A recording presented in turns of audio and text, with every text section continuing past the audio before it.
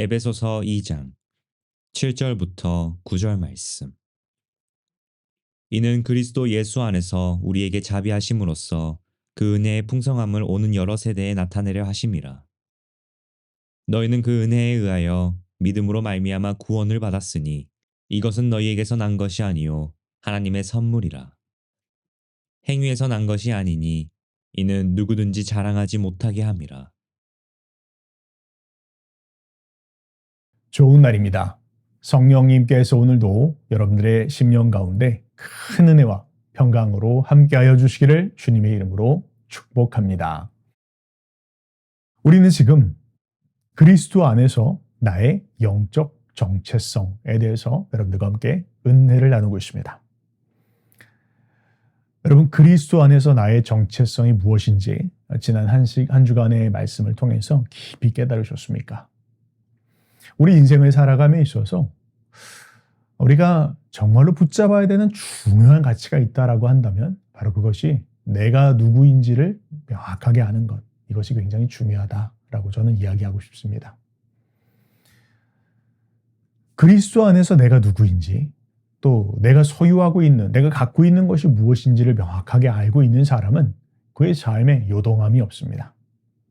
자신이 무엇을 해야 할지도 명확하게 알게 됩니다. 그리고 또 그 방향을 향해서 흔들림이 없이 나아가게 됩니다. 그러나 내가 누구인지 정말 모를 때, 또 내가 무엇을 소유하고 있는지 모를 때 우리는 염려하게 되고 근심하게 되고 상황에 따라서, 환경에 따라서 요동하게 되고 내가 해야 할 일이 아닌 다른 일들 가운데 나의 삶과 시간과 에너지를 빼앗길 때가 참 많이 있습니다. 그래서 우리는 우리의 인생을 살아감에 있어서 정말로 붙잡아야 되는, 또 기억해야 되는 중요한 한 가지가 있다라고 한다면 바로 그것이 영적 정체성입니다. 내가 그리스도 안에서 내가 누구인가, 이걸 명확하게 아는 것, 이것이 우리의 삶을 흔들리지 않게 해주는 인생의 가장 중요한 좌표와 같다. 이것을 우리는 기억해야 할 것입니다.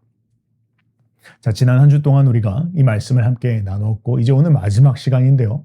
오늘 이제 여러분들과 함께 이 마지막 시간으로 나누기를 원하는 것은 바로 은혜에 대한 부분들입니다. 제목을 이야기하자면 바로 나는 은혜 받은 자입니다 라는 것입니다. 자, 은혜. 우리가 자주 쓰는 단어이죠. 그런데 그 자주 쓰는 단어인 것만큼이나 우리가 이것의 의미를 자주 잊어버릴 때가 있습니다. 여러분, 은혜는 무엇입니까? 은혜라고 하는 것은 내가 아무런 수고도 애쓴 것도 없이 받게 되는 호의를 이야기할 때 바로 은혜다, 그렇게 이야기할 수 있겠습니다. 애쓴 것 없이 얻은 하나님의 은혜, 호의, 혹은 아무런 수고한 것도 없이 값없이 받게 되는 하나님의 호의, 이런 것을 가리켜서 우리가 은혜다, 그렇게 이야기를 하죠. 그런 면에서 봤을 때 우리는 분명히 은혜 받은 자입니다. 자, 한번 생각을 해봅시다. 여러분, 언제 은혜 받으셨습니까? 우리가 가장 먼저, 가장 처음 은혜 받았을 때를 한번 생각해 봅시다. 우리가 하나님 앞에 너무 수고하고 애쓰는 모습들을 보니까 정말 하나님께서 내가 하나님 앞에 드리는 그 정성이 너무 갸륵하고 너무 귀한 것을 보고 나시니까 그때 돼서야 하나님께서 우리에게 하나님의 아들 예수 그리스도를 보내주셨다. 여러분, 혹시 그렇게 은혜 받으신 분 계십니까? 아마 우리 중에서 어떤 누구도 그렇게 은혜 받지 않았을 것입니다. 하나님이 우리를 언제 은혜 주셨을까요? 우리는 하나님 앞에 드릴 것이 아무것도 없을 때 은혜를 받았습니다. 심지어 그것이 필요하다고 여기지지 않을 때 우리가 은혜를 받았습니다. 하나님은 이미 그런 때, 우리가 이미 죄인 되었을 때, 우리가 하나님과 원수 되었을 때, 우리가 연약할 때 하나님은 이미 우리를 위해서 그 아들 예수 그리스도를 보내주셔서 우리에게 모든 은혜 주실 것을 예비하셨고 준비하셨습니다. 자, 그런데 문제는 무엇입니까? 우리가 신앙생활을 하다 보면 바로 이렇게 이미 은혜 받은 자다라는 그 정체성을 잊어버리면서 살아갈 때가 참 많다라는 것이죠. 그래서 종종 우린 이런 이야기를 하기도 하죠. 내가 참 거룩한 삶을 살고 기도하고 금식하기도 하고 말씀을 읽고 수고하고 봉사하고 이런 모든 것들을 하는데 그 이유가 무엇입니까? 은혜 받기 위해서요 라고 그렇게 이야기할 때가 있습니다. 그런데 한번 생각해 봅시다. 정말 우리가 이런 걸 다 한다고 해서 하나님께서 은혜 주시는 분이십니까? 아니시죠. 바뀌었습니다. 하나님께서 우리가 애쓰고 수고한다고 해서 은혜를 주시는 것이 아니라 우리가 은혜 받았기 때문에 이 일을 할 수 있는 기쁨이 마음 가운데 또 자발적인 그런 마음들이 일어나게 되어지는 것이지. 우리가 이런 것을 수고하고 애쓰고 노력한다고 해서 하나님이 은혜 베풀어 주시고, 내가 이렇게 한다고 해서 하나님이 나를 받아주시고, 이렇게 하면 하나님이 나를 사랑해 주시고, 이거는 앞뒤가 바뀐 것입니다. 그래서 우리는 하나님이 정말로 나를 사랑하시고 내게 은혜 베푸셔서 더 이상 베풀어 주실 것이 없는 그런 은혜를 이미 받은 자이다, 그런 사랑을 이미 받은 자이다 라는 것을 우리는 먼저 깊이 깨닫는 것, 이 은혜 받은 자로서의 정체성, 이걸 우리는 절대로 잊어버려서는 안 됩니다. 자, 그런데 왜 우리가 자꾸 잊어버릴까요? 그걸 잊어버리는 이유는 바로 우리가 사는 세상이 그렇게 돌아가지 않기 때문입니다.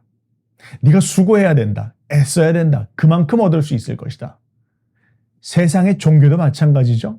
네가 봉사해라, 네가 애를 써라, 네가 어떻게 하느냐에 따라서 사랑받을 수도 있고 용납받을 수도 있고 은혜 받을 수도 있다. 이렇게 가르치는 것이 바로 세상 종교입니다. 그러나 이건 성경의 가르침과는 전혀 반대에 있는, 전혀 다른 그런 가르침입니다. 성경은 우리에게 뭐라고 가르치고 있습니까? 에베소서 1장 6절 말씀을 보면 이렇게 이야기하고 있습니다. 이는 그가 사랑하시는 자 안에서 우리에게 거저 주시는 바 그의 은혜의 영광을 찬송하게 하려는 것이라. 뭐라고요? 이는 그가 사랑하시는 자 안에서 우리에게 거저 주시는 것이다. 그렇게 이야기를 하고 있습니다. 자, 이것을 킹 제임스 버전에 보면 이렇게 표현하고 있습니다. Wherein he has made us accepted in the beloved. 그렇게 이야기하고 있습니다. 뭘 이야기하고 있는 것입니까? 하나님께서 우리를 용납하시는 이유, 하나님께서 내게 이런 은혜를 베풀어 주시는 이유는 바로 예수님께서 행하신 것이기 때문이다. 그렇게 말씀하고 있다라는 거예요. 우리가 거룩한 삶을 살아서가 아니고, 우리가 11조를 해서가 아니고, 우리가 성경을 읽고, 우리가 봉사를 하고, 우리가 고행을 해서 하나님께서 나를 용납해 주시고 은혜를 베풀어 주시는 것이 아니라, 그런 어떤 우리의 행위로 하나님께서 나를 은혜 주시고 사랑해 주시고 용납해 주시는 것이 아니라, 하나님께서 내 그 모든 것들을 베풀어 주시는 이유는 바로 그가 사랑하시는 자 안에서 거저 주시는 것이다라는 거예요. 뭐라고요?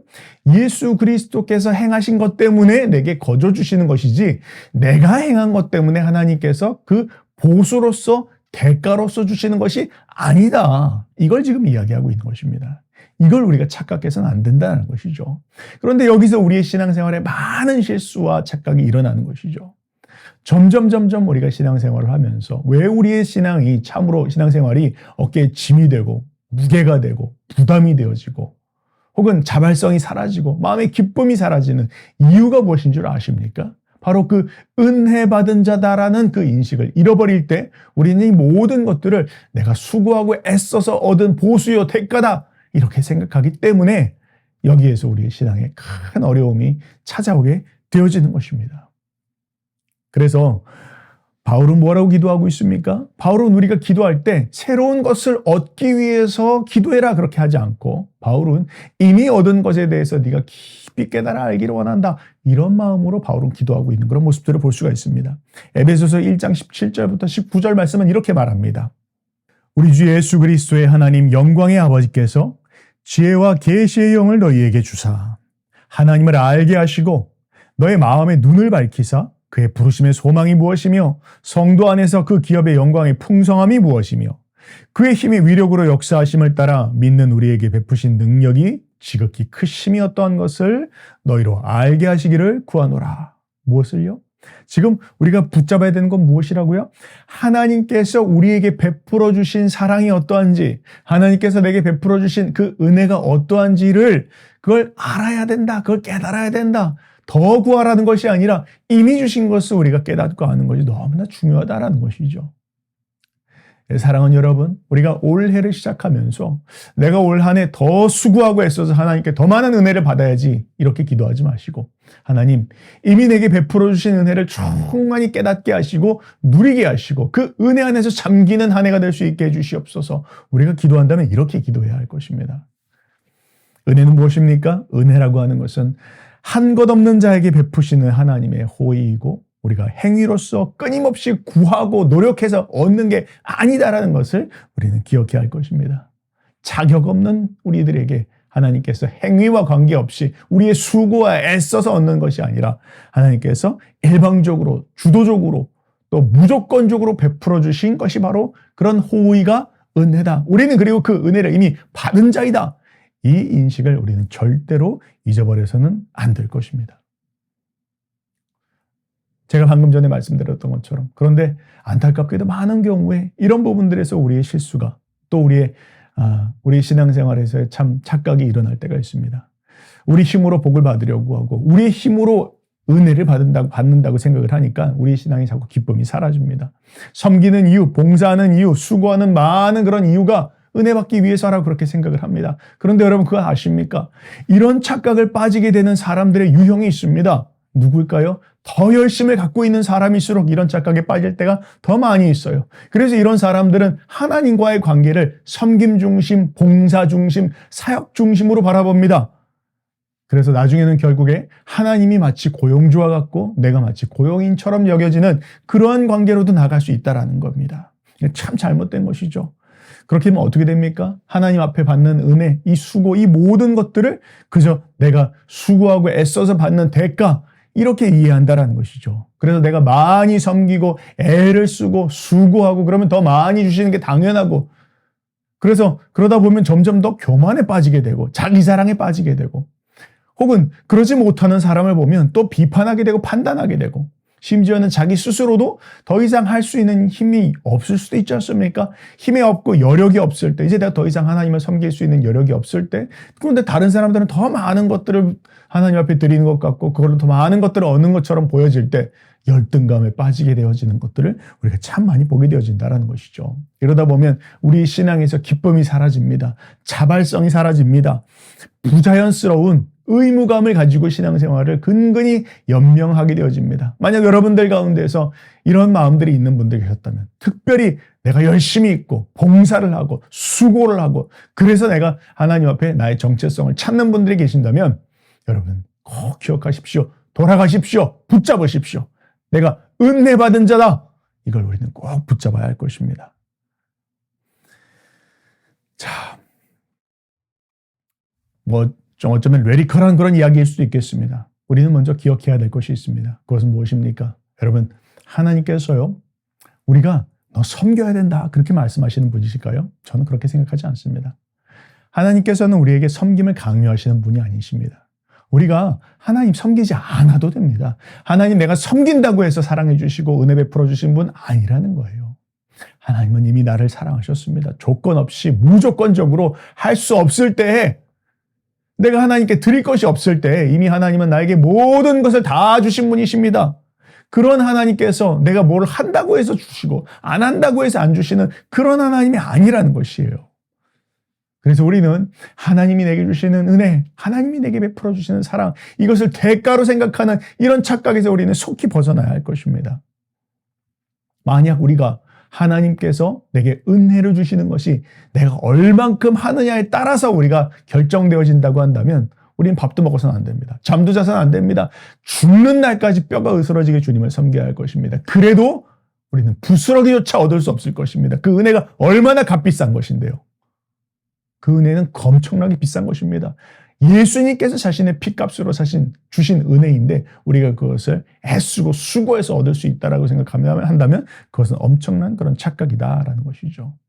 그래서 사랑하는 여러분, 특별히 여러분들 가운데서 사역자라면 또 봉사에 있는 자라면 우리가 꼭 잊지 말아야 할 것이 있습니다. 무엇입니까? 바로 내가 은혜 받은 자다라는 것입니다. 내가 일하는 자, 내가 수고하는 자, 그래서 내가 얻게 되는 하나님의 은혜가 아니라 하나님 내게 너무 넘치는 은혜, 더할 나위 없는 은혜, 더 하나님이 주실 수 없는 너무 큰 은혜를 내가 이미 받은 자다라는 그 인식을 우리는 꼭 붙잡아야 될 것입니다. 그 은혜 안에 거할 때 우리의 신앙이 바로 그 독소가 빠지게 되어지는 것입니다. 잘못되었고 변질되었던 우리의 신앙이 제자리를 찾게 되어지는 것입니다. 기쁨을 얻게 되는 겁니다. 자발성을 얻게 되어지는 것입니다. 하나님과의 관계가 비로소 그때부터 자연스러운, 자유스러운 기쁨 안에서 자원하는 마음에서 섬겨지는 그런 봉사가 나오게 되어지는 것입니다. 주님은 그 마음 원하지 않으실까요? 우리가 애쓰고 수고해서 얻는 것들, 주님 그것이 아니라 주님 마음 가운데로 기쁨을, 마음으로부터 나오는 그런 자발적인 마음으로 주님 섬기는 것, 주님 그거 보지 않으실까요? 우리가 이것을 기억해야 할 것입니다.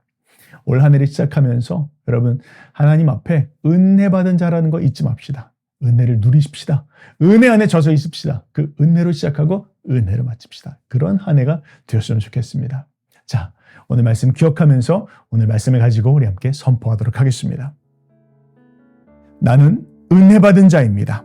나는 은혜 받은 자입니다. 나는 예수님 안에서 용납받았습니다. 나는 예수님 안에서 용납받았습니다. 나는 내가 하는 섬김과 수고 때문이 아니라 나는 내가 하는 섬김과 수고 때문이 아니라 그리스도 안에서 사랑받는 자입니다. 그리스도 안에서 사랑받는 자입니다. 내 삶에는 하나님의 은혜가 넘쳐납니다. 내 삶에는 하나님의 은혜가 넘쳐납니다. 내 삶에는 하나님의 호의가 넘쳐납니다. 내 삶에는 하나님의 호의가 넘쳐납니다. 주님, 내 눈을 열어 주님, 내 눈을 열어 내 삶에 넘치는 은혜를 보게 하옵소서. 내 삶에 넘치는 은혜를 보게 하옵소서. 나를 위해 치르신 주님의 헌신을 나를 위해 치르신 주님의 헌신을 의지하며 살게 하옵소서. 의지하며 살게 하옵소서. 예수님의 이름으로 선포합니다. 예수님의 이름으로 선포합니다. 아멘. 아멘.